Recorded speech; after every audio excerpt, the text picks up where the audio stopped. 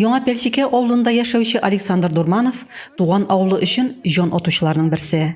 Читкә чыгып киткән Александр 1991 елда авылына яшәргә кайта, фермерлык эшчәнлеген җәелдереп, авылны торгызырга уйлый.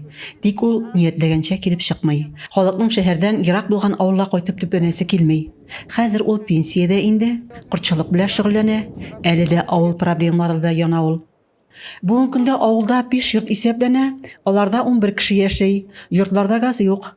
Юл күтәртелгән, авылдан бераз читтәрәк юлга 11 метр озынлыкта торба куелды куелуын. Александр Дурманов исә аеруча язгы кар эргән чордагы юлга борчыла. У нас проблема, конечно, в этой дороге.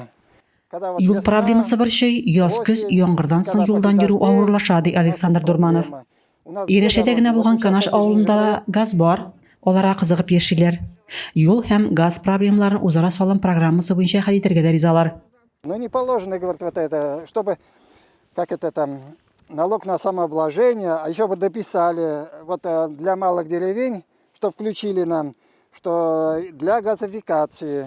Мы могли бы не по 500 дать, а я бы, например, 5000, газ же мне нужен, чтобы мне Татарстан на это 5000 добавил. Шулай итеп, Яңа Пәлшикә халкын газ һәм юл ремонты мәсьәләсе борчый.